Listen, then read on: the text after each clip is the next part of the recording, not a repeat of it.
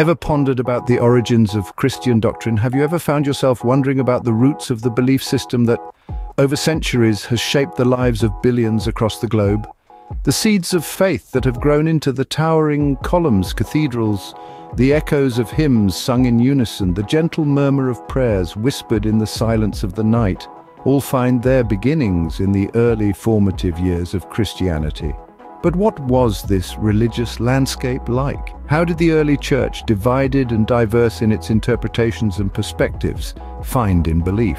This is an intriguing question, one that invites us to delve deep into the annals of history, back to a time when Christianity was a nascent faith, struggling to find its feet in a world dominated by polytheism. The answers to these questions lie in a significant event, an epical gathering that changed the course of Christian history, the Council of Nicaea. It was at this council that the foundations of modern Christian theology were laid. This historical assembly and its consequential product, the Nicene Creed, played a pivotal role in unifying the diverse threads of Christianity under one overarching framework of belief.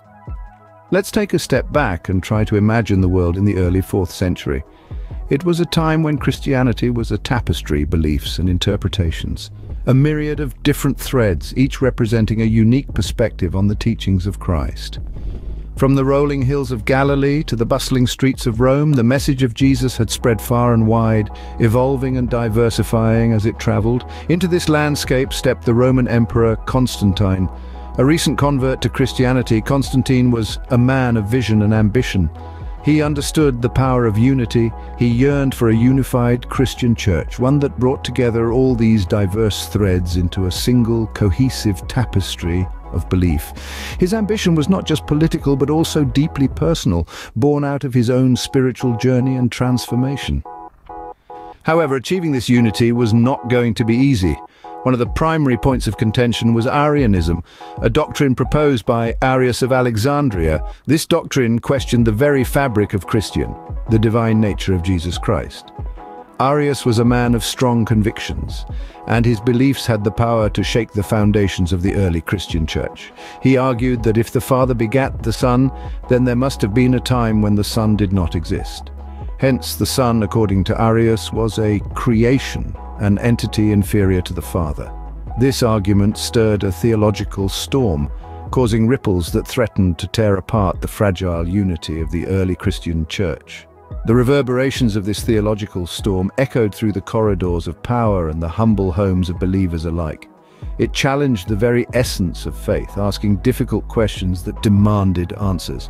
What followed was a period of intense debate and reflection, of soul-searching and questioning, which ultimately led to the Council of Nicaea.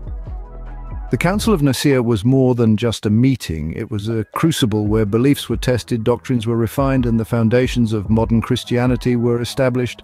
It was here that the Arian controversy was resolved and the Nicene Creed was born. A testament to the unity of belief, a beacon for the faithful, guiding them through the stormy seas of doubt and uncertainty. And so the storm passed. The unity of the early Christian church was preserved, the fabric of faith was strengthened, and the path for billions was illuminated.